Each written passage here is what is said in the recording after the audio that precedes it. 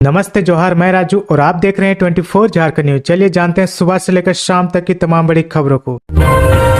20 मार्च को मुख्यमंत्री आवास घेराव कार्यक्रम स्थगित, मंत्री आलमगीर आलम ने दिया आश्वासन।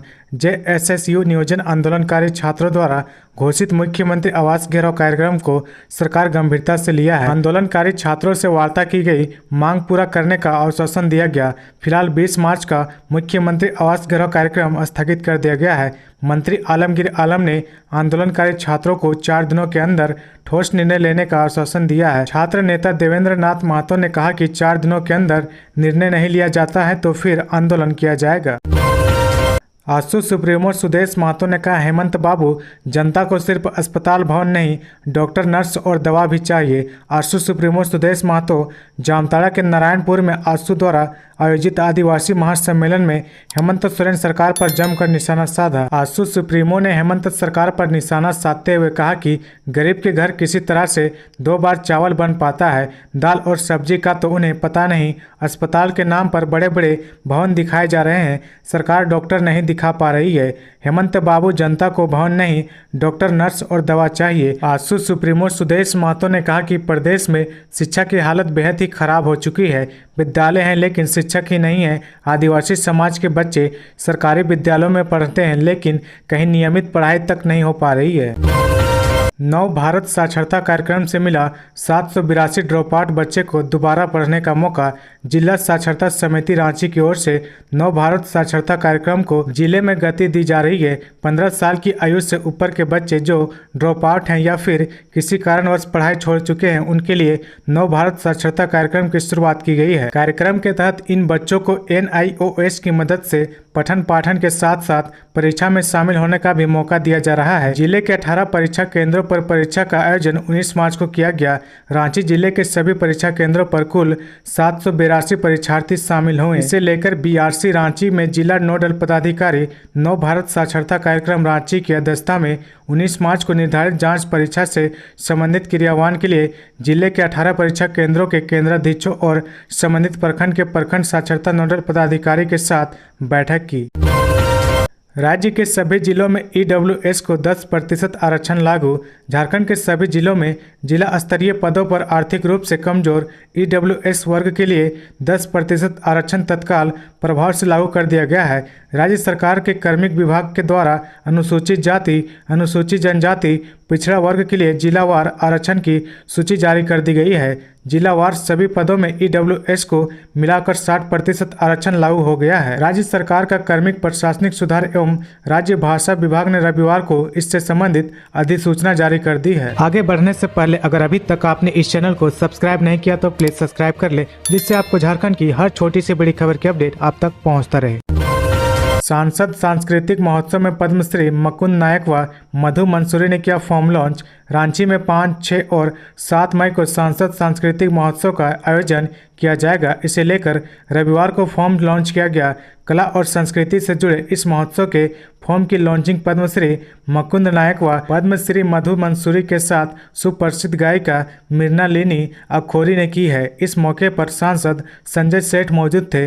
20 मार्च से 15 अप्रैल तक रजिस्ट्रेशन किया जा सकेगा। फॉर्म की लॉन्चिंग के बाद अतिथियों ने इस सांस्कृतिक महोत्सव के आयोजन की सराहना की और कहा कि यह महोत्सव रांची लोकसभा क्षेत्र के नवोदित लोक कलाकारों की प्रतिभा को निखारने में बहुत ही सशक्त भूमिका निभाएगी। इस दिशा में सांसद का प्रयास सराहनीय है। सर्वजन पेंशन योजना के लिए घर घर का सर्वे करेंगे शिक्षक। रांची के सरकारी स्कूलों के शिक्षक सर्वजन पेंशन योजना के लिए घर घर का सर्वे करेंगे। इसके लिए सभी पर्यवेक्षकों व BLO को लगाया गया है। 29 मार्च तक सभी को घर घर का सर्वे कर अपनी रिपोर्ट देनी है। इसमें देखना है कि सर्वजन पेंशन के आवेदन स्वयं या पति पत्नी केंद्र या राज्य सरकार या केंद्रीय राज्य सार्वजनिक क्षेत्र में नियोजित, सेवानिवृत्त और पेंशन या पारिवारिक पेंशन नहीं पा रहे हों, साथ ही आयकर अदा करने वाला परिवार भी नहीं हो। सरहुल में शामिल होगा आदिवासी लोहरा समाज। आदिवासी लोहरा समाज की बैठक रविवार को मोहरावादी में हुई। अध्यक्षता समाज के केंद्रीय अध्यक्ष ठुमा तिर्की ने की। निर्णय लिया गया कि प्रकृति पर्व सरहुल में आदिवासी लोहरा समाज पारंपरिक रूप से और नशा मुक्ति का संदेश देते हुए शोभा यात्रा में शामिल होगा। मौके पर अशोक लोहरा, वीरेंद्र लोहरा, किशोर लोहरा अन्य मौजूद थे। 20 मार्च को दिल्ली में जुटेंगे देश भर के लाखों किसान। एमएसपी समेत कई मुद्दों पर केंद्र को घेरने की तैयारी।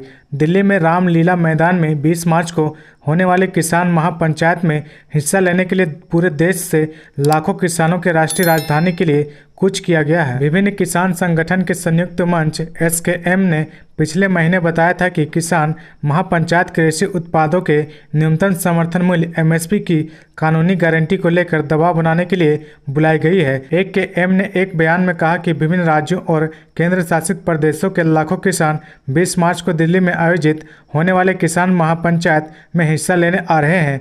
यहां आयोजित संवाददाता सम्मेलन में एकेएम नेता दर्शन पाल ने कहा कि केंद्र सरकार को 9 दिसंबर 2021 को हमें लिखित में दिए गए आश्वासन को पूरा करना चाहिए और साथ ही किसानों के सामने बढ़ते संकट को दूर करने के लिए कदम उठाने चाहिए।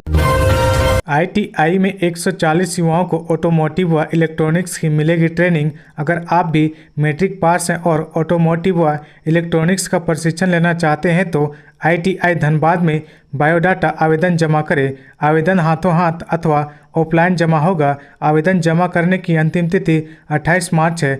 ऑटोमोटिव व इलेक्ट्रॉनिक्स कोर्स में कुल 140 सीटें हैं। सीट से अधिक आवेदन मिलने पर मेधा सूची तैयार कर मेरिट के अनुसार आवेदकों का चयन किया जाएगा। आईटीआई के प्रभारी प्राचार्य उपेंद्र कुमार ने बताया कि भारत सरकार की ओर से संचालित प्रधानमंत्री कौशल विकास योजना की ओर से स्किल हब इनिशिएटिव के तहत यह प्रशिक्षण पूरी तरह से निःशुल्क है। चयनित अभ्यर्थियों को 3 महीने का प्रशिक्षण दिया जाएगा। रविंद्रनाथ महतो ने कहा, विधानसभा की कार्यवाही को जन उपयोगी बनाने के लिए दिए नियमन पक्ष विपक्ष में नहीं किया भेदभाव। विधानसभा अध्यक्ष का कार्यभार विधानसभा की कार्यवाही में बेहद ही महत्वपूर्ण होता है, क्योंकि सदन की कार्यवाही का संचालन पूरी तरह से उसी का होता है। चूँकि विधानसभा से सभी तरह के कानून और बजट पास किए जाते हैं, जिससे पूरे राज्य की दशा और दिशा निर्भर करती है। इसीलिए विधानसभा की कार्यवाही की ओर पूरे देश का ध्यान रहता है। सदन और सुचारू रूप से चलाने की जिम्मेदारी विधानसभा अध्यक्ष की होती है। बीते 3.5 सालों में ऐसे कई मौके आए जब विधानसभा अध्यक्ष रविंद्रनाथ महतो ने उन जटिल सवालों को बेहतर समन्वय से सुलझाया, जिसके कारण गतिरोध की नौबत आती थी। व्यवसायी के घर में घुस कर की लूटपाट, फिर चोरी के पैसों से बाइक खरीदते पकड़ा गया मुख्य आरोपी। झारखंड के पूर्वी सिंहभूम जिले के मूसाबानी में घर में घुसकर हुई लूटपाट की वारदात पर्दाफाश हो गया। पुलिस ने मुख्य आरोपी को हिरासत में ले लिया है।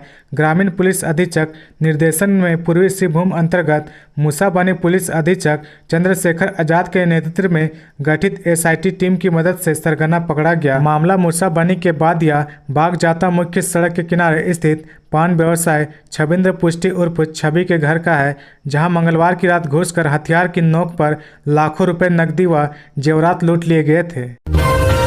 देश में पहली बार सत्ता पक्ष कर रहा सांसद को बाधित। रांची में बोले सांसद बिनोय बिश्नोई। भारतीय कम्युनिस्ट पार्टी के अल्बर्ट एक्का चौक स्थित राज्य कार्यालय में प्रेस वार्ता का आयोजन किया गया। भारतीय कम्युनिस्ट पार्टी के राष्ट्रीय सचिव सह राज्यसभा सांसद बिनोय बिश्नोई ने कहा कि देश के इतिहास में पहली बार देश की सांसद को सत्ता पक्ष बीजेपी द्वारा नहीं चलने दिया जा रहा है। सत्ता पक्ष द्वारा जन मुद्दों से लोगों का ध्यान भटकाने के लिए सांसद में राहुल प्रकरण का लगातार चर्चा हो रहा है, जबकि देश में महंगाई, बेरोजगारी, अडानी सांप्रदायिक घटनाओं पर चर्चा होनी चाहिए थी। अडानी प्रकरण पर चर्चा नहीं कराकर मोदी सरकार राहुल गांधी पर चर्चा कर रही है। बिरसा कृषि विश्वविद्यालय के 6 छात्रों को मिली सफलता। भारतीय प्रौद्योगिकी संस्थान कानपुर ने आधिकारिक वेबसाइट पर graduate aptitude test in engineering GATE 2023 का रिजल्ट घोषित कर दिया है। देश में स्नातकोत्तर इंजीनियरिंग शिक्षा पोस्ट ग्रेजुएट कार्यक्रमों में प्रवेश के लिए अखिल भारतीय स्तर पर 11 फरवरी को परीक्षा का आयोजन किया गया था।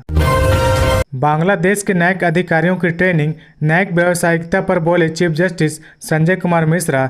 झारखंड हाईकोर्ट के चीफ जस्टिस संजय कुमार मिश्रा ने कहा कि भारत बांग्लादेश ने साझा इतिहास, साझी विरासत और लोगों के बीच मजबूत संबंधों के माध्यम से दोस्ती और भाईचारे को स्वीकार किया है। उन्होंने जोर देकर कहा कि भारत ने हमेशा बांग्लादेश के साथ अपने घनिष्ठ संबंधों को संजोया है और उसके साथ संबंधों को मजबूत करने के लिए काम किया है। बांग्लादेश एक महत्वपूर्ण महत्वपूर्ण भागीदार है और दोनों देशों के बीच सहयोग सभी क्षेत्रों में है। लोकतंत्र में न्यायाधीश की भूमिका के बारे में उन्होंने कहा कि न्यायिक कार्यों के निर्वहन में एक न्यायाधीश को तटस्थ होना चाहिए और उसे अपने दिन प्रतिदिन अत्यधिक व्यावसायिकता के साथ कार्य करना चाहिए। तो ये थी आज की झारखंड की टॉप बड़ी खबरें। इसी तरह झारखंड की हर छोटी सी बड़ी खबर देखने के लिए आप हमारे चैनल 24 झारखंड न्यूज को सब्सक्राइब करके बेल आइकन प्रेस कर ले, जिससे आपको झारखंड की हर छोटी सी बड़ी खबर की अपडेट आप तक पहुंचता रहे। तो आज के लिए बस इतना ही, हमें दीजिए इजाजत, फिर मिलते हैं नेक्स्ट न्यूज में।